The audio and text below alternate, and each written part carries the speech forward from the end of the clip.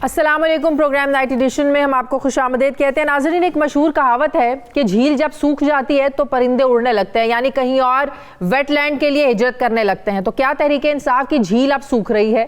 वज़ीर आज़म के साबिक मुआविन खुसूसी और मंडी बहाउद्दीन के मशहूर सियासतदान नदीम अफजल चंद ने आज लाहौर में अपनी रिहाइशगाह पर chairman Peoples Party Bilawal Bhutto Zardari को खुशामदीद कहा और PTI को अलविदा कहते हुए पाकिस्तान पीपल्स पार्टी में शमूलियत इख्तियार की। नदीम अफजल चंद पीपल्स पार्टी से ही तहरीक इंसाफ में आए थे, लेकिन तहरीक इंसाफ में रहते हुए भी वो पार्टी में इख्तलाफ राय रखते थे और इसका इजहार करते थे और पार्टी की नुमाइंदगी करना भी वो कम कर चुके थे। ये फैसला एक ऐसे वक्त में सामने आया है जब बिलावल भुट्टो जरदारी महंगाई मार्च को लेकर पिछले एक हफ्ते से कराची से इस्लामाबाद का सफर कर रहे हैं और जालों का खून गरमा रहे हैं। आज लाहौर में बिलावल भुट्टो ने हुकूमत गिराने के अज़्म को कुछ यूं दोहराया। ये अवामी मार्च का एहतजाज इस सिलेक्टेड हुकूमत और इसकी पॉलिसीज के खिलाफ कर रहे हैं। हम जमहूरियत की बहाली के लिए जदोजहद कर रहे हैं, हम हक़े हाकमियत के लिए जदोजहद कर रहे हैं। इन सारे हकूक को हासिल करने के लिए हमें क्या करना पड़ेगा? हमें साफ और शफाफ इलेक्शंस का बंदोबस्त करना पड़ेगा। साफ और शफाफ इलेक्शंस करवाने के लिए सबसे पहले इस कठपुतली को भगाना पड़ेगा। जब तक ये बैठा है तब तक हम इलेक्टोरल रिफॉर्म्स नहीं कर सकते, तब तक हम साफ और शफाफ इलेक्शंस नहीं करवा सकते। तो यही वजह है कि हम अदम एतमाद के हक में मुहिम चला रहे हैं। नाज़रीन, बिलावल भुट्टो के महंगाई मार्च का जवाब तहरीक इंसाफ सिंध हुकूक मार्च करके दे रही है। 2 सीनियर वज़रा शाह महमूद कुरैशी और अली जैदी इस मार्च को लीड कर रहे हैं। ये मार्च भी आज कराची पहुंच गया है, जहां इन मार्चेस ने बहुत ज़्यादा मुल्की सियासत में हलचल सी एक मचा रखी है, सियासी माहौल गर्म किए हुए हैं।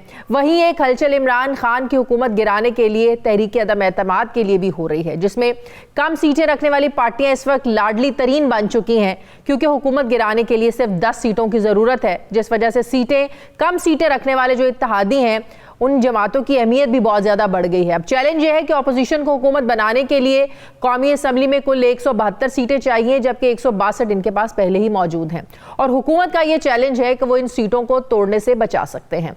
वज़ीर आज़म से लेकर हुकूमत का हर रुकन असम्बली बहुत ज़्यादा पुरएतमाद नज़र आ रहा है, लेकिन फिर भी आराम से चुप नहीं बैठ रहे हैं। पहले वज़ीर आज़म ने काफ लीग से मुलाकातें की, फिर जहांगीर खान तरीन से फ़ोन पर तबीयत का हाल चाल पूछा और अब कराची में MQM से मिलने की तैयारी भी कर रहे हैं। बात यहीं ख़त्म नहीं हुई, बल्कि वज़ीर आज़म ने आज मेलसी में एक जलसे से खिताब करते हुए अपोजिशन को खूब तनकीद का निशाना बनाया। क्या कहा प्राइम मिनिस्टर ने, ये भी देखिए। 25 साल पहले मैं सियासत में आया ही था इनका मुकाबला करने के लिए। मैं इनका मुकाबला करूंगा और अभी मेरी पूरी तैयारी है कि जो भी ये करेंगे मैं उसके लिए तैयार हूं। लेकिन मैं इनसे आखिरी बात ये कह के छोड़ता हूं, क्या आप तैयार हैं जब इंशाल्लाह आपकी अदम इत्तेमाद की तहरीक फेल होगी तो आप तैयार हैं जो मैं आपसे करूंगा? नाज़रीन, आइंदा चंद रोज में मुल्की सियासत एक फैसला कुन करवट लेती हुई नजर आ रही है, जो मौजूदा हुकूमत के 5 साल पूरे करने का फैसला ही नहीं करेगी, बल्कि आइंदा सरकार कौन बनाएगा इसका मूड भी सेट करेगी। क्योंकि सियासी हिकमत अमलियों से ये वाज़ेह है कि हर सियासी पार्टी की जो नज़र है ये आइंदा 5 सालों की सियासत पर ही है। इसी मौजू पर मुझे बात करनी है। मुझे वफाकी वज़ीर कराची से ज्वाइन कर रहे हैं अली जैदी साहब। अस्सलाम वालेकुम। बहुत बहुत शुक्रिया अली जैदी साहब आपका। अली जैदी साहब, यहाँ लोग वफादारियाँ तब्दील कर रहे हैं, आप इस महाज पर निकले हुए हैं कि शायद सिंध को फतह कर लेंगे। इन 4-5 दिनों में लोगों में इतना शाऊर आ जाएगा कि वो पीपल्स पार्टी को वोट देना बंद कर देंगे और तहरीक इंसाफ की तरफ सब आप लोगों का जो वोट बैंक है वो कन्वर्ट हो जाएगा। क्या इतना आसान है ये करना? पीपल्स पार्टी आप लोगों के खिलाफ निकली हुई है, आप लोग पीपल्स पार्टी के खिलाफ लोगों को अवेयरनेस दे रहे हैं, लेकिन लोग आपकी पार्टियां छोड़ के जा रहे हैं। शाजिया, पहले तो मैं आपको इजाजत दीजिए, मैं जरा 3 जगह आपको दुरुस्त कर दूं जी। 3 जगह जी। पहली बात यह है कि ये तबसरा आपका जरूर हो सकता है कि हमें लोग छोड़ के जा रहे हैं, ऑपोजिशन की ख्वाहिश जरूर हो सकती है, लेकिन ये रियलिटी से बहुत दूर है। वो सिर्फ प्रेशर क्रिएट करना चाहते हैं, वो अपनी पॉलिटिक्स करना चाहते हैं। वो 3.5 साल से हर 3 महीने में इस तरह की कहानी करते आए हैं, वो एक दफा और कोशिश कर ले। हमें तो कोई इसकी इशू है नहीं, हमें राब्ता मुहिम है। तो आप क्या कह रही हैं कि मैं घर में हाथ बांध के बैठ जाऊं और बस छोड़ दूं, जो होता है होने दे। और ये जो सिंध को लूटते आ रहे हैं पिछले 15 साल से, जिसके ऊपर आपने सैकड़ों प्रोग्राम आपने खुद किए हैं सिंध के हालात पे, और उनके ऊपर आवाज भी ना उठाएं और चुप करके बैठ जाएं, देखिए, मैं 25 दिसंबर 2021 यानी कि 2 महीने और कुछ दिन पहले सिंध का सदर बना था। सिंध के सदर बनने के बाद मैंने जायजा लिया। जायजा लेने के बाद मैंने कहा कि एक पब्लिक मोबिलाइजेशन कैंपेन, अवामी राब्ता मुहिम होनी चाहिए, जिसमें हमारी पार्टी के लोगों से भी, सारों से मुलाकात हो और पब्लिक में भी जाके पार्टी का पैगाम लेके जाया जाए। एक मार्च के सिलसिले में वो और बात है कि बीबी ने वहां मार्च शुरू कर दिया, वो उसकी मर्जी है, वो करता रहे। वो तो समझ में नहीं आती कर रहा क्यों है। क्या सिंध में पानी का मसला खत्म हो गया? क्या सिंध में तालीम के इदारे ठीक हो गए? क्या सिंध के अस्पताल ठीक हो गए? क्या सिंध का इंफ्रास्ट्रक्चर ठीक हो गया? क्या सिंध में बाकी लॉ इन्फोर्समेंट या लॉलेसनेस खत्म हो गई? क्या सिंध में गुर्बत खत्म हो गई? क्या सिंध में हर चीज कंट्रोल में आ गई? तब हाँ। क्या सिंध में वीट की चोरी बंद हो गई? क्या सिंध में शुगर की होर्डिंग बंद हो गई? क्या सिंध में यूरिया की होर्डिंग बंद हो गई? ये तो कुछ भी नहीं हुआ। ये सारे स्कैंडल्स, अब मेरी भी सुन ले, ये सारे स्कैंडल्स, मैं बात सुन लेना, ठीक है, ये बिल्कुल है, ये प्रॉब्लम्स हैं अली, ये प्रॉब्लम्स हैं, नहीं है, ठीक है, नहीं है, मैं आपको बता रही हूँ। उनके वजीर ने खड़े होके असेंबली के फ्लोर पे, सिंध असेंबली के फ्लोर पे पिछले साल, मैं ठीक कर रहा हूँ, गवाही आप किसी कैबिनेट मेंबर से ले ले, उसके असेंबली के फ्लोर पे खड़े होकर फरमा रहे हैं 8 लाख टन गंदुम गायब है क्योंकि चूहे खा गए। ये बिल्कुल हम करते आ रहे हैं, ये 2009-10 से हम ये सब खबरें करते आ रहे हैं। मेरा सवाल ये है कि उसके बावजूद 15 सालों से पाकिस्तान पीपल्स पार्टी सिंध में बराजमान क्यों है? क्या ये जमहूरी तरीके से वोट लेकर नहीं आते हैं, दूसरे रास्ते से आते हैं? वो बता दें। दूसरी ये बात आपने ये की थी कि कोई छोड़ के हमें नहीं जा रहा, क्या चंद साहब आपको छोड़ के पीपल्स पार्टी में शामिल नहीं हो रहे? अच्छा जी, दोनों सवालों के जवाब जी। पहले तो बड़ा जबरदस्त पहला सवाल आपका जो है ना वो मानी खेज है। 2008 में जब मोहतरमा शहीद हो गई, उस वक्त जब पूरा का पूरा पाकिस्तान ये वेव बन गई उनके शहादत के बाद, पीपल्स पार्टी की सिंध में हुकूमत 4 नशिस्तों पे थी, यानी कि 4 सीटों की मेजोरिटी पे वो थे। तो 2008 से 2018 तक कौन सी दूध की और शहद की नदियां इधर सिंध में बह गई हैं कि वो 99 पे पहुंच गए और 20 सीटों की बर्तरी उन्हें ले ली। फेयर इलेक्शन सिंध में हुआ ही नहीं है। हमारे कैंडिडेट आप देखिए, थोड़ी सी अगर वो करें ना, आप अपने प्रोड्यूसर को या रिसर्चर को बोले थोड़ी सी रिसर्च आपको दे, हमारे कैंडिडेट 60-70 हजार वोट दिए हैं उन्होंने, लाख। यही 2013 में कराची में हुआ था और 2018 में हमने वो कैप्चर किया वोट और हमने कराची में सीटें जीती। मैं आपको बता रहा हूँ, आप लिख लीजिए आज का प्रोग्राम। लेकिन हमारे सामने तो ये भी है कि हारी हुई सीटें भी उन्होंने जीती। जो वाडो साहब की सीट थी, क्या वो कादिर बंदूखेल साहब ने नहीं जीती? वो उनकी यहाँ हुकूमत है। ये और भी आपकी मेरी बात को ये करता है, फ्री एंड फेयर इलेक्शन नहीं होता। हमने पंजाब में और केपीके में फ्री एंड फेयर इलेक्शन हमने इन्फोर्स किया कि फ्री एंड फेयर इलेक्शन हो। हमने कोई भी इस्तेमाल नहीं किए जो हुकूमत भी हथकंडे इस्तेमाल करते हैं एडमिनिस्ट्रेशन को लेके।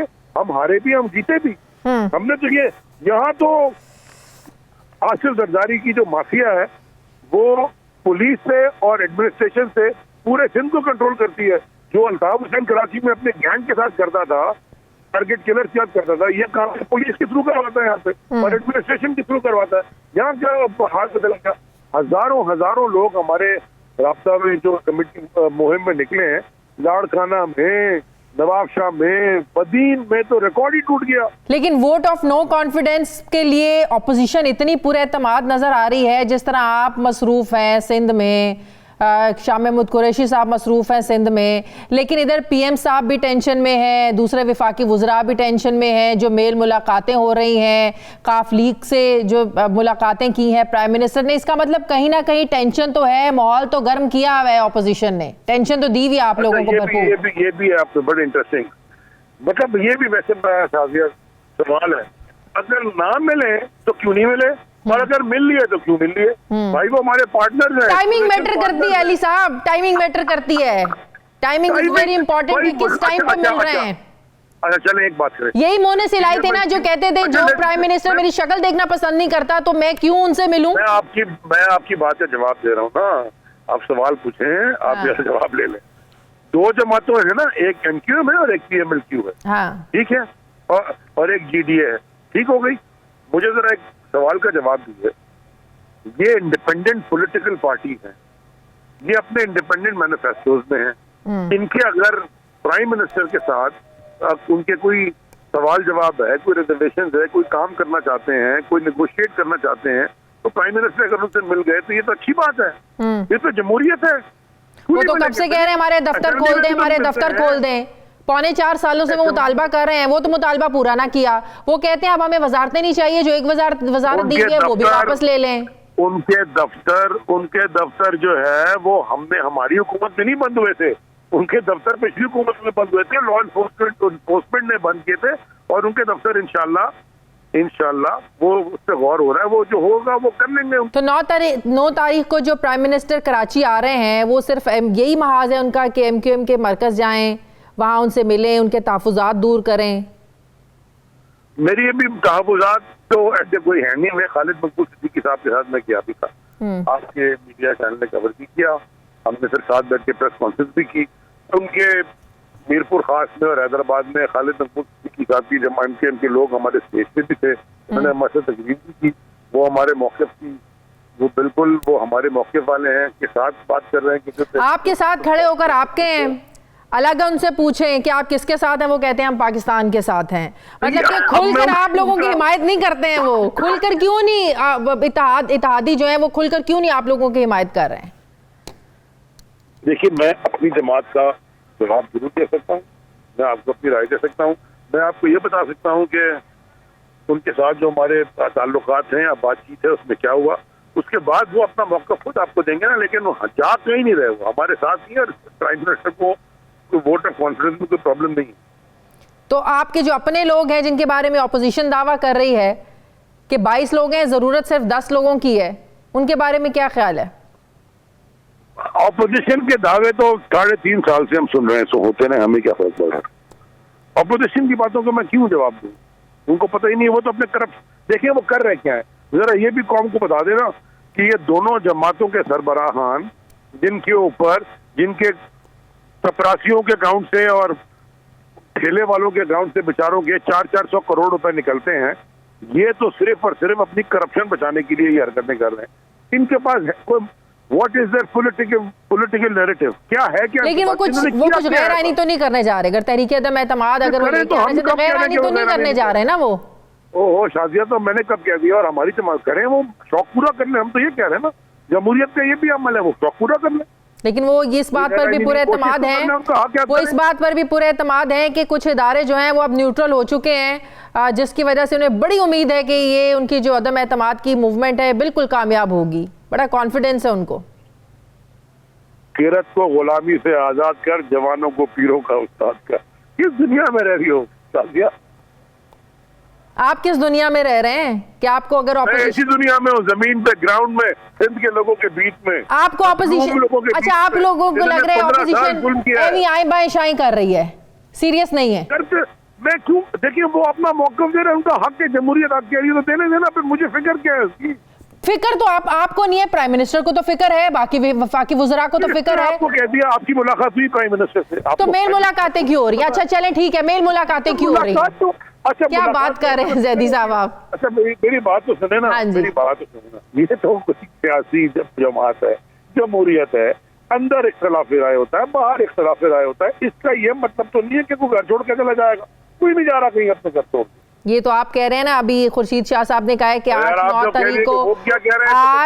तारीख को तहरीक अदम एतमाद वो लेकर आ रहे हैं। ठीक है, आप लोगों का आपका काम है हुकूमत को डिफेंड करना। आप अगर परेशानी है, टेंशन है, वो तो उनका काम है उनका काम है कि कोशिश करके हमें प्रेशर में लाना, तो ले आए, कोशिश कर ले वो भी। तो ये प्रेशर में आने का नतीजा नहीं था कि पेट्रोल पूरी दुनिया में महंगा है, 10 रुपए सस्ता कर दिया? अच्छा, तो एहसास जो है प्रोग्राम जिसने कोविड में 14-12 हज़ार रुपए खानदान को दिए, वो भी प्रेशर में दिए थे हमने। प्राइम मिनिस्टर एक नर्म दिल, उनको पता है क्या मुश्किलात है कौम को, उनको पता है कि कोविड के बाद दुनिया भर में आसमान पे कीमतें चली गई हैं। अगर वो कोई अच्छा काम करे उस पर भी तनकीद कर रहे हैं। जब IMF की दूसरी किस्त का वक्त आएगा ना, तब बात कीजिएगा कि कितना प्रेशर पड़ता है और ये फैसला वापस लेना है कि नहीं पड़ता है कि नहीं पड़ता, और कितनी देर तक आप लोग ये बोझ बर्दाश्त कर सकते हैं। 270 अरब का बोझ पड़ रहा है। नहीं, मुझे बुरा नहीं लग रहा, मुझे बुरा नहीं लग रहा। आप एक काम कीजिएगा, जब आप पेट्रोल दिलाया कीजिएगा तो हुकूमत के खजाने में, मुझे तो मजा आ रहा है, 10 रुपए सस्ता हो गया, मजा आ रहा है। तो फिर आप कंप्लेन भी करें, शुक्रिया करें। बहुत बहुत शुक्रिया वफाकी वजीर बराए बहरी उमूर अली जैदी साहब मेरे, थैंक यू वेरी मच। मुझे प्रोग्राम में एक ब्रेक लेनी है, नाज़रीन वापस आते हैं थोड़े से वक्त के बाद।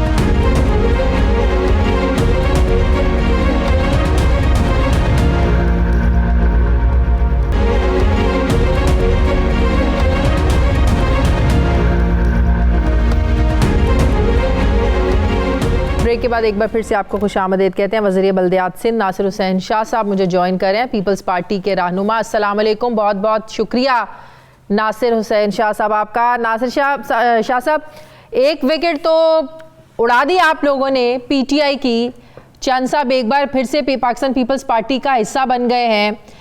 कितने पुरएतमाद हैं इस मार्च को लेकर आप लोग? क्या आप लोगों को महसूस हो रहा है कि अवाम, पंजाब के अवाम को जगाने में पाकिस्तान पीपल्स पार्टी कितनी कामयाब हो रही है?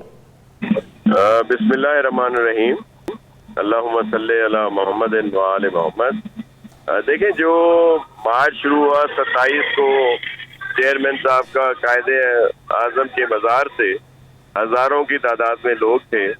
यहाँ लाहौर तक, हेलो जी जी मैं सुन रही हूँ। जी, लाहौर तक पहुँचते पहुँचते वो लाखों में तब्दील हो चुका है और बहुत बड़ी तादाद लोगों की जो है इसमें जोक दर जोक शामिल हो रही है। फवाद चौधरी साहब कहते हैं कि मौलाना साहब के 48 घंटे और पीपल्स पार्टी का जो मार्च है ये वो मजाक उड़ा रहे हैं कि अवाम आप लोगों के साथ जो है वो शामिल नहीं हो रहे हैं, ये तो काठ का घोड़ा साबित हो रहा है। देखें, आपकी मीडिया पे है, आपकी कैमरे की आंखों में है, सबने देखा है कि कितने लोग इसमें शामिल हैं। कराची से लेके आज रात लाहौर पहुंचे थे जैसे हम लोग, और अब जो जैसे की तरफ है वो लाखों की तादाद में लोग हैं। गाड़ियों की जो लंबी कतारें हैं किलोमीटरों में, और ये सब लोग जोक दर जोक उसमें शामिल होते जा रहे हैं। और जब ये समंदर में उधर पहुंचेंगे इस्लामाबाद, तो लोगों का समंदर होगा। और आप के इल्म में भी है कि जिस तरह बुखलाहट का शिकार है वफाकी हुकूमत, इस लॉन्ग मार्च और दीगर भी जो हमारी 8 तारीख को आपने इस्लामाबाद पहुंचना है। खुर्शीद शाह साहब कह रहे थे आज के 8-9 तारीख को अदम एतमाद भी लेके आ रहे हैं। जी बिल्कुल, ये सारी एक्टिविटीज जो हैं वो साथ साथ है। अब डेट तो मुझे इतना कंफर्म नहीं है, लेकिन एक्टिविटीज सबकी इसमें शामिल है और वो सब लोग एक ही उस पे हैं कि इस नाहिल वफाकी हुकूमत से जान छुड़ानी है, जिसने आम पाकिस्तानी का जीना सोबर किया हुआ है। और आपने देखा है जैसे मार्च शुरू हुआ है तो महंगाई में भी कोशिश कर दी गई। जब पूरी ऑपोजिशन का एजेंडा एक है तो ऑपोजिशन की और पार्टीज ने वेलकम क्यों नहीं किया आप लोगों को? देखिए, हमारा अपना मार्च है और हम लोग उसमें जा रहे हैं। सब लोग अगर इसमें शामिल नहीं भी हो रहे तो उसने किसी ने भी इसकी मजम्मत भी नहीं की, और सब जो लोग हैं उन्होंने इसको अप्रिशिएट किया है।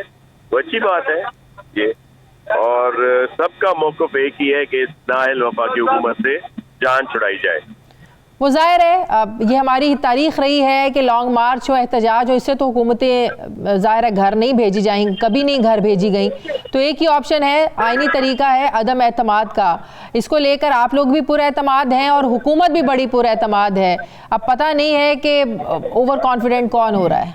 देखिए, हुकूमत तो बौखलाहट का शिकार है और उनकी तो सिर्फ बातें हैं जो चलती रहती हैं, और इसमें कोई भी वो नहीं है एक किसी भी किस्म का एतमाद हो। बुखलाहट का ही शिकार है और इसी बुखलाहट में ही वो उल्टी सीधी बातें कर रहे हैं। लेकिन आपने देखा कि ये बात जो है, और ये तो मांगे तांगे की हुकूमत है जो 1-2 वोटों पे है, और इनके एलाइज, इनके अपने लोग इनको छोड़ रहे हैं। इनकी गलत पॉलिसीज की वजह से उन्होंने आगे कैसे जाके उनको फेस करेंगे जब वो इलेक्शन में जाएंगे। इस्लामाबाद 8 तारीख को पहुंचकर एक दिन की तो आपको इजाजत मिली है वहां पर एहतजाज की, धरने की बात की। आप लोगों की क्या स्ट्रेटजी है?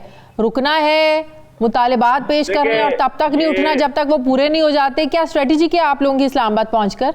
देखिए, हमारी वाज़ेह स्ट्रेटजी है शुरू से ही कि कोई भी गैर आईनी तरीका नहीं होगा। सही। आईनी ऑप्शंस हैं जिस पर काम होगा, और ये मेरे चेयरमैन का ही ऑप्शन था ना, जिस पर पहले पीडीएम के दीगर ऑपोजिशन पार्टीज नहीं आ रही थी, वो तो इस्तीफों की बात करते थे, दीगर बातें करते थे। वाहिद पीपल्स पार्टी थी और एएनपी जो कहती थी कि आईनी तरीके का इस्तेमाल हो, और वो वोट ऑफ नो कॉन्फिडेंस है। और आज अल्हम्दुलिल्लाह तमाम अपोजिशन की पार्टीज मेरे चेयरमैन के मौक़िफ़ से मुत्तफिक है, और आप देखेंगे कि ये वोट ऑफ नो कॉन्फिडेंस बहुत जल्द आएगा, कामयाब होगा, और इनके लोग इनको छोड़ रहे हैं। मार्च जैसे ही शुरू हुआ है, देखें इन्होंने कीमतें घटा दी, पीका का जो काला कानून था उसमें तरामीम की जा रही है, इनके मुशीर जो है वो इस्तीफे दे रहे हैं, और इनका बहुत बुरा हाल है। अब लिखाई तो उसपे तो किसी को कुछ नहीं कहा जा सकता। बहुत बहुत शुक्रिया वजीर बल्दियात सिंध पीपल्स पार्टी के रहनुमा नासिर हुसैन शाह साहब मेरे साथ थे। मुझे ब्रेक लेनी है नाज़रीन, वापस आते हैं छोटे से वक्फे के बाद।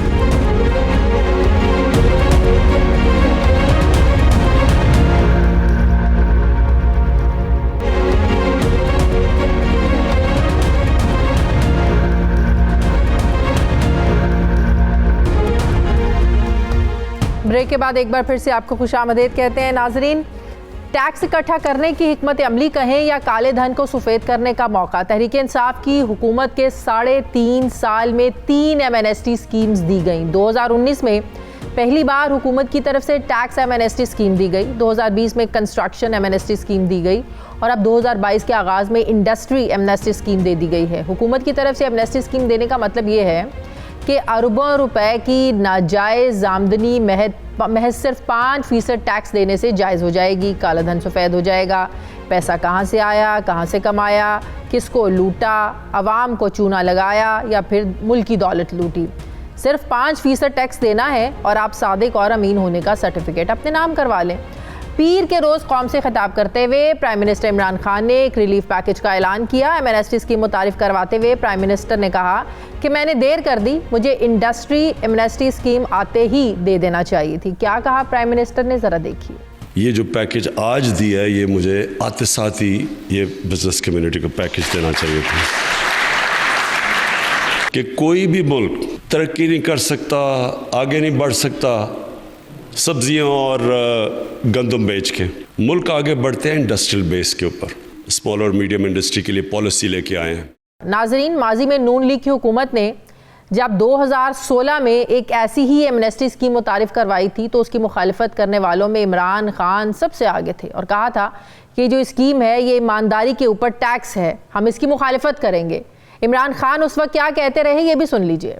ये एमनेस्टी स्कीम ईमानदारी के ऊपर टैक्स है, जो ईमानदार टैक्स पेयर है उनके ऊपर टैक्स है। कितनी एमनेस्टी कामयाब हुई है स्कीम्स, कितनी दफा एमनेस्टी स्कीम दी गई है। ये इस मुल्क की, मुझे अफसोस से कहना पड़ता है कि रूलिंग एलीट अपने लिए एमनेस्टी स्कीम लेके आती है ब्लैक का पैसा वाइट करने के लिए। इसको हम इसकी सख्त मुखालफत करेंगे।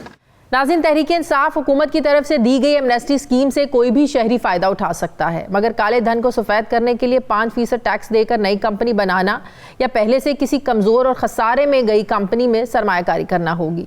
दौलत सामने लाने वाले से ज़राए आमदन नहीं पूछे जाएंगे और कंपनी बनाने वाले को जून 2024 तक जो पैदावार है वो भी शुरू करना होगी।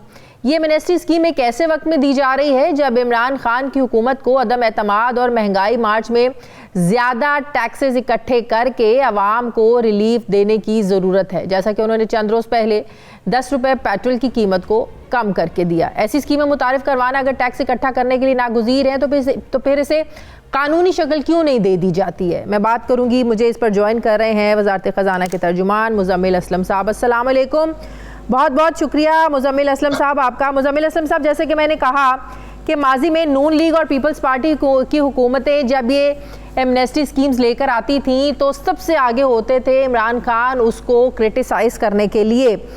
क्या अब ये नाइंसाफ़ी नहीं है कि एक बाइज़्ज़त शहरी जो है वो टैक्स देता है लेकिन उसे उसके मुकाबले में लाकर खड़ा कर दिया जाए जो टैक्स नहीं देता, और हुकूमत उसको सपोर्ट करे जो टैक्स नहीं देता और ये कहें कि 5% आप दे दें और आपका जो काली सारी दौलत है उसको आप सफ़ेद कर लें। ये तो जो टैक्स देता है उसके साथ ये नाइंसाफ़ी नहीं है?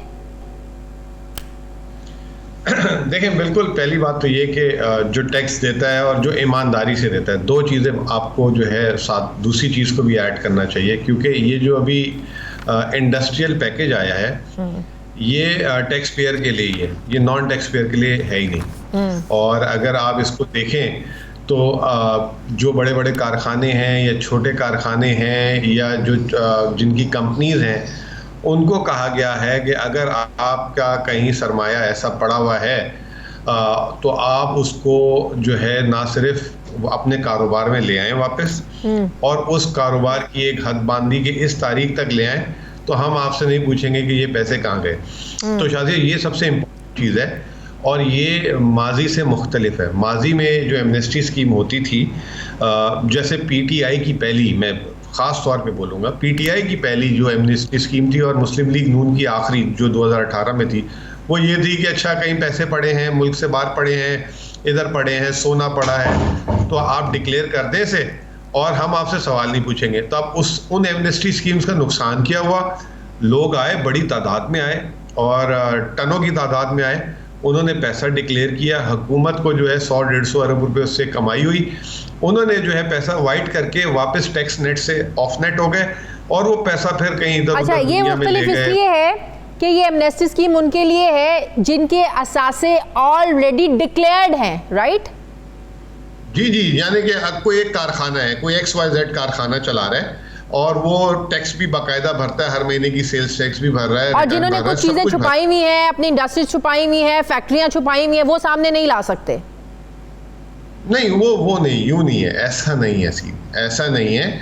मतलब एक कारोबारी है, उसके पास ऑलरेडी जो है डिक्लेयर हुआ हुआ है 10 करोड़ पे और 2 करोड़ पे उसका डिक्लेयर नहीं हुआ हुआ, तो वो उसको 2 करोड़ को डिक्लेयर करे, लेकिन शर्त यह है कि उस 2 करोड़ को कारोबार पे लगाए, उससे कारखाना लगाए, उससे नौकरी। लेकिन वो जो 2 करोड़ डिक्लेयर नहीं है, पता नहीं वो कहाँ से आए हैं, वो किस चीज का पैसा है, वो किसी को लूटा गया पैसा है, मुल्की खजाने का पैसा है, चोरी का पैसा है, ये आइडेंटिफाई कैसे करेंगे? ये तो एक मौका दे रहे हैं ना आप लोग कि चोरी को जायज कर रहे हैं।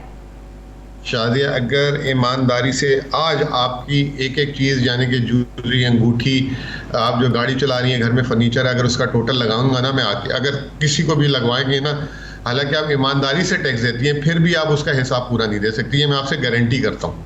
ये पाकिस्तान का निज़ाम है, और मैंने आपका नाम लेके सिर्फ आप पे तनकीद नहीं कर रहा, ये मेरे लिए भी कर लें आप, कि अगर आप मेरे घर आ जाएं, आज मेरे घर में जो है क्रॉकरी देखें, फर्नीचर देखें, मेरे घर की गाड़ी देखें और मेरा जो हिसाब किताब देखें, उसमें भी फर्क निकल सिंपल है ना, जितनी आपकी इनकम है उसके अकॉर्डिंगली, अगर आपका लाइफस्टाइल है उसके अकॉर्डिंगली फर्नीचर पड़ा हुआ है, उसके अकॉर्डिंगली आपका घर है, उसके अकॉर्डिंगली आपकी गाड़ी है, तो there is no second question. नहीं, वही तो है, यही तो आपको मैं समझाने की कोशिश कर रहा हूँ कि कोई जो है पाकिस्तान में एक शख्स आप निकाल के दिखा दें जिसकी वो ये कह दे कि जी मैंने जो दिखाया हुआ है उसके अलावा जो है मैंने 100 रुपये भी, अगर आपको पता है इनकम टैक्स का कानून क्या कहता है कि अगर आपको बर्थडे में अगर किसी ने गिफ्ट दे दिए तो वो भी डिक्लेयर होना चाहिए। तो आपको और मुझे कितने गिफ्ट मिलते रहे हैं? मेरी शादी हुई, मेरे ससुर ने मुझे घड़ी पहनाई थी उस वक्त, वो मैंने तो नहीं डिक्लेयर की थी उस जमाने में, मैं छोटा था, मुझे पता ही नहीं था। इस तरह हजारों आप लोगों के कानून, फिर ऐसा कानून, फिर ऐसे कवानीन है ही क्यों जिस पर ये कौम पूरा उतर नहीं सकती है? फिर ऐसे कानून, फिर तो सबको सजाएं मिलनी चाहिए ना, ऐसे कानून होने ही नहीं चाहिए, फिर हो तो इम्प्लीमेंटेशन होनी चाहिए। एग्जैक्टली हमारे मुल्क में कानून साजी बगैर सोचे समझे होती रही है। बहुत सारे लोग, अब जैसे एक आदमी है, बाहर पूरी जिंदगी उसने काम किया था, वो जब भी बाहर से अपने घर पाकिस्तान आता था, वो जेब में $10,000 ले आता था, अपनी बीवी को दे देता था। उसकी बीवी जो है घर में कोई चीज़ें खरीद लेती थी, या घर के लिए या कोई गाड़ी खरीद लेती थी। अब वो 25 साल बाद रिटायर हो गया, तो कल को इनकम टैक्स उसके पास आ जाती है, कहती है ये गाड़ी कहाँ से आई आपके पास, आपके घर में फर्नीचर, आप तो रिटायर बैठे हुए। वो बताएगा कि जी मैं उस वक्त जेब में डाल के लाया था, बाहर काम करता था। वो कहेंगे हम तो मानते ही नहीं ये चीज़। तो ये बोल देना कि काला धन और नाजायज़ पैसा और ये भी गलत है, उन लोगों की तौहीन है जिन्होंने ज़िंदगी भर उसको मेहनत से कमाया। हाँ, आप बोले कि ये इसमें कहीं गलत इस्तेमाल तो नहीं हो जाएगा, कहीं इसमें रिश्वत वाले तो नहीं कहीं खेल लेंगे, कहीं ड्रग वाले तो नहीं खेल लेंगे, टेररिज्म वाले तो नहीं खेल लेंगे, और कोई तो नहीं, गलत इस्तेमाल हो सकता है। ये कोई तो, मतलब तो इसमें इसको फिर आप लोग अलग से कैसे देखेंगे कि गलत इस्तेमाल ना हो इसका? ये अब उसके तरीक़ेकार पहले भी थे कि कोई हुकूमती नुमाइंदा नहीं ले सकता, कोई जो है जिसे कहते हैं कि पॉलिटिकली एक्सपोज पर्सन नहीं ले सकता, सरकारी तनख्वाह वाला बंदा नहीं ले सकता। ये इस तरह के कानून आते रहे हैं। लेकिन बात ये है कि देखें Shazia, you have to accept, और हम सारों को एक रियलिटी और तमाम सियासतदानों को एक रियलिटी एक्सेप्ट करनी चाहिए कि 25 करोड़ या 23 करोड़ के मुल्क में अगर 28 से 30 लाख टैक्स पेयर हैं तो इसका मतलब यह है कि लोग टैक्स नहीं दे रहे। अब इस मुल्क में ज़राअत की एग्जांपल ले लें आप, ज़राअत टैक्स या सचना है, बड़ा बड़ा जो है उनकी कमाइयाँ होती हैं, फिर वो जब उनकी अच्छी फसल आती है वो गाड़ियाँ खरीदते हैं, घर बनाते हैं, शादियाँ करते हैं। अब वो कल को जो है अब वो चाहता है कि मैं इधर आ जाऊँ, तो आप उसको, मैं और आप उस पर इल्ज़ाम लगा दें कि ये तो काला धन है, हालांकि उस वक्त वो टैक्स से सचना था और वो इसने जो है उसने वो चीजें बनाई, या उसने अपने बच्चों को या पोते पोतियों को पैसा दे दिया कमाने के बाद, उसके पोते पोतियों को हम चोर तो नहीं कह सकते ना। तो लेकिन हाँ, एक सियासतदान के अगर पोते पोतियों के पास पैसा आ जाए एकदम, तो वो आप उस पर जरूर डाउट करें।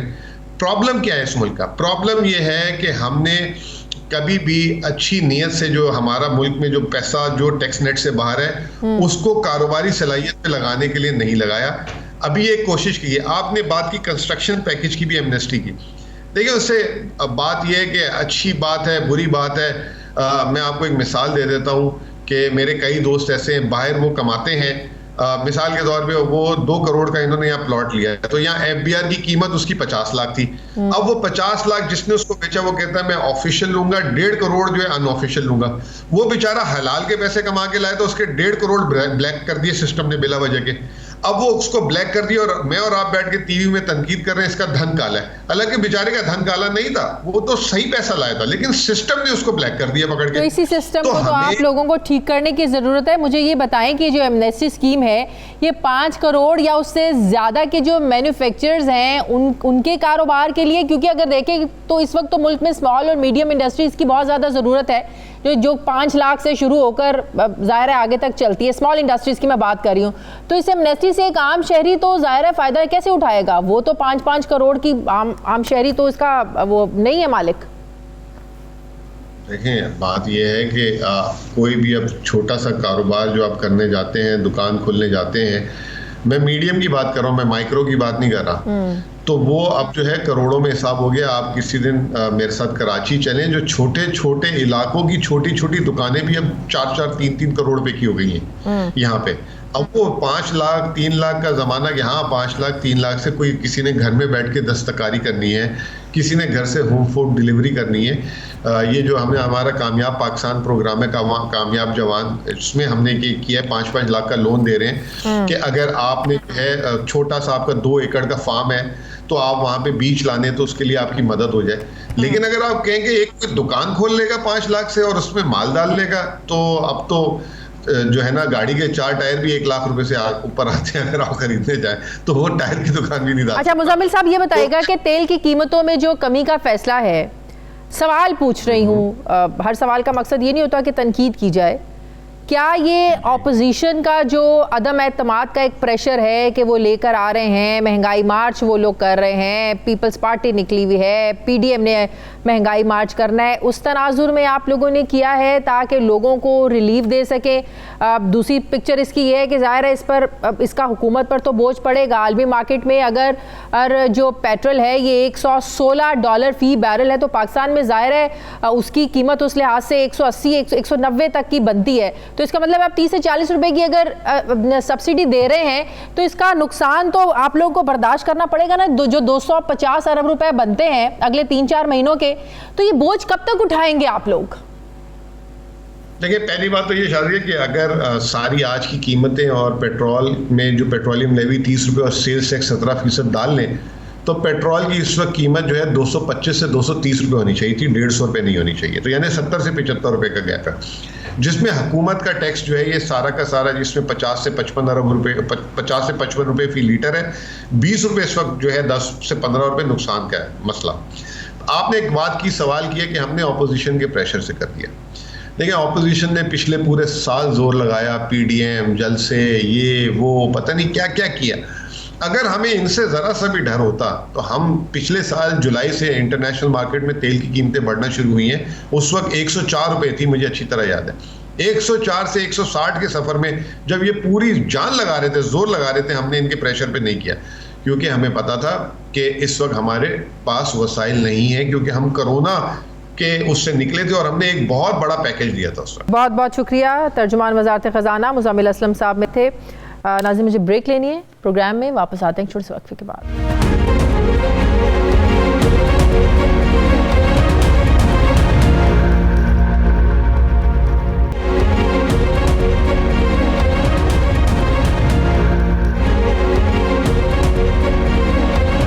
ब्रेक के बाद एक बार फिर से आपको खुशामदीद कहते हैं। नाज़रीन, इस्लामी जमहूरिया पाकिस्तान में कोई कानून भी शरीयत इस्लामी से मुतसादिम नहीं हो सकता, यानी कानून की ज्यूरिस्प्रूडेंस इस्लामी कवानीन की हदूद को क्रॉस नहीं कर सकती। मजहबी हलकों का ये मानना है कि लड़की की उम्र के नंबर में कोई हद नहीं है, जैसे ही एक लड़की बालिग हो जाए तो उसकी शादी हो सकती है। लेकिन पाकिस्तान के कानून के मुताबिक बुलूगत की जो उम्र है ये 18 साल रखी गई है और 18 साल से कम उम्र की शादी को गैर कानूनी करार दिया गया है। गुज़श्ता दिनों एक केस की समाअत के दौरान इस्लामाबाद हाई कोर्ट ने शादी के लिए कम से कम उम्र को 18 साल करते हुए कम उम्र की शादी को पर पाबंदी लगाते हुए कहा है कि 18 साल से कम उम्र बच्चे को देखभाल की ज़रूरत होती है, ऐसे बच्चे को शादी के साथ मंसूब नहीं किया जा सकता। एक तरफ अदालत के इस फैसले को बहुत ज़्यादा अप्रिशिएट किया जा रहा है, इसको सराहा जा रहा है, तो दूसरी तरफ जो मजहबी हलके हैं वो इस पर बहुत ज़्यादा तनकीद कर रहे हैं। वो वालिदैन जो पैसों के लालच में या फिर बिरादरी के दबाव में आकर कम उम्र बच्चियों की शादियां कर देते हैं, अब ऐसा मुमकिन नहीं होगा अदालत के फैसले के बाद। और वो लड़कियां जो किसी के बहलावे में आकर या फिर जज्बाती तौर पर कोई कदम उठा लेती थी, उनके भी ऐसे इक़दामात का रास्ता बंद हो गया है। जबकि दूसरी तरफ ऐसे ख़ानदान जिसमें कोई मर्द नहीं, बाप की मौत हो गई है, कोई बड़ा भाई नहीं है, या फिर ऐसा बूढ़ा वालिद जो बिल्कुल लागर है और अपनी औलाद के लिए कुछ कर नहीं सकता है, वो अपनी बेटी को 18 साल की उम्र तक कैसे पाले पोसे और इसका ख्याल रखे। मुआशरे के जो मुख्तलिफ तबकात हैं इस फैसले पर अपने मुख्तलिफ ख्यालात हैं, तहफ़्फ़ुज़ात हैं, उनका इजहार कर रहे हैं। लेकिन अदालत के इस फैसले के बाद एक कन्फ्यूजन सी सोसाइटी में पैदा हो गई है कि एक तरफ अदालत का फैसला है, दूसरी तरफ हमारे शरई क़वानीन हैं। मैं बात करूंगी, मुझे ज्वाइन कर रहे हैं चेयरमैन इस्लामी नज़रियाती काउंसिल क़िबला अयाज साहब। अस्सलाम वालेकुम, बहुत बहुत शुक्रिया क़िबला साहब आपका। एक तरफ इस्लामाबाद हाई कोर्ट का फैसला है सर, दूसरी तरफ हमारे शरई क़वानीन हैं, तो ये तो एक सोसाइटी में, मुआशरे में कन्फ्यूजन नहीं पैदा हो गई कि आपने किसको फॉलो करना है? बिल्कुल, आपने बहुत अच्छा सवाल किया। ये एक बहुत मुश्किल एरिया है कि जिसमें कानून और शरीयत के दरमियान एक टेंशन की कैफियत है। उम्र की तहदीद का मामला तो बहुत पुराना है, 1929 का एक्ट भी मौजूद है और इसके बाद फिर सिंध में अभी कानून बना है 18 साल का। बाकी सूबों में या फेडरल कैपिटल में अभी ये कानून नहीं है। इसलिए जस्टिस बाबर सत्तार साहब ने ये कहा है कि इसके लिए कानून भी बनाया जाए, लेकिन उन्होंने मुख्तलिफ कानूनी हवालों का सहारा देकर इस शादी को गैर कानूनी करार दिया है और इसमें पस मंजर भी ज़रा इस केस का मुख्तलिफ है, क्योंकि इस लड़की के वालिदैन अदालत में गए थे और उन्होंने ये कहा था कि इस बंदे ने मेरी बेटी को अगवा किया है। हाँ जी। जबकि बेटी की उम्र 14-15 साल के दरमियान है। हाँ जी। उसने ये कहा कि हमने अपनी मर्जी से शादी की है। तो अब इसकी कैफियत जो है, वजह और हैत जो है इस पूरे केस की, तो फिर एक और कंफ्यूजन पैदा हो जाती है ना कि बुलूगत के बाद क्या मर्जी की शादी भी नहीं हो सकती? अब ये सारा केस जो है ये मुख्तलिफ है, उसमें वली की शर्त और ये बुलूगत से पहले वली की इजाजत, ये बहुत ही मुतअद्दिद सूरतें हैं। अब इन सूरतों को तो गैर कानूनी तो करार दिया गया है, जस्टिस बाबर सत्तार साहब ने इसको गैर कानूनी करार दिया है और इसमें ये भी कहा है कि ये जो इनके दरमियान ताल्लुक रहा है इसको इन्होंने कैटेगरी में रखा है ज़िना बिर रज़ा, यानी मर्जी के साथ जिना। तो अब इसमें सवालात तो पैदा हो गए हैं कि अगर इसके नतीजे में, इस ताल्लुक के नतीजे में औलाद पैदा हो जाए तो उसकी हैसियत क्या होगी। अदालत ने इन सवालों का जवाब नहीं दिया। तो मेरी तो लेकिन जो मजहबी तबके इसकी मुखालिफत कर रहे हैं किबला यास साहब, छोटी उम्र की शादियां क्या ये बच्चे के साथ, उस बच्ची के साथ, लड़की के साथ ज्यादती नहीं है जो ज़बरदस्ती कर देते हैं छोटी उम्र में शादियां, चाहे वो किसी ख़ानदान के दबाव में आकर, अपनी बिरादरी के दबाव में आकर शादियां की जाती हैं। फिर अभी तो उस बच्ची की पढ़ने लिखने की, उसको केयर की ज़रूरत होती है। 12, 13, 14 साल की बच्ची को आगे से जब उसके बच्चे पैदा होना शुरू जाते हैं तो ज़ाहिर है उसमें वो अभी शाऊर नहीं होता कि उसने बच्चों की तरबियत कैसे करनी है, एक ख़ानदान को लेकर कैसे चलना है। फिर अगर छोटी बच्ची की शादी कर दे, ज़ाहिर है उसको ना खाना पकाना आए, ना घर के तौर तरीके क्या रिवाज है, फिर वो ससुराल वालों से अलग बातें सुनने को मिले। तो ये भी एक मसला है, छोटी शादियां जब कर दी जाएं बच्चियों की। इस्लामी नजरियाती कौंसिल ने इस मसले को उठाया है। हाँ। और इस पे इस बात का जिक्र यकीनन किया गया है कि इस तरह की छोटी उम्र की शादियां जो हैं उनके मसाइल तो हैं, वो हाँ। मसाइल जो हैं वो मेडिकल के हवाले से भी हैं, नफ्सियात के हवाले से भी हैं कि उनका शऊर इस तरह नहीं होता कि घर के जो कॉम्प्लेक्सिटीज हैं, कॉम्प्लिकेशंस हैं, उनको वो समझ सके। इसी तरीके से मुआशरती मसाइल भी हैं।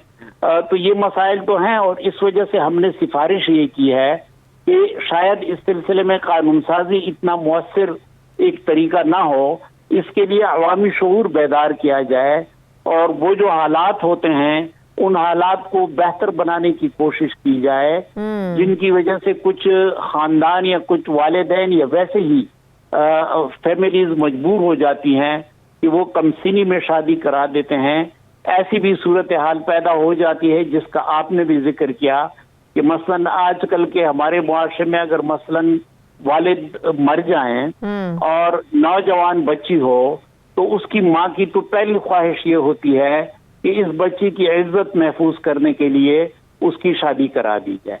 तो ये फिर ऐसी सूरत हो सकती है कि एक जामे कानून हो। लेकिन सिर्फ ये वजह है कि घर में कोई नहीं है, बाप नहीं है, भाई नहीं है या बाप कुछ कर नहीं सकता, तो इन वजूहात की बिना पर भी छोटी बच्ची की शादी कर देना ये ज्यादती है।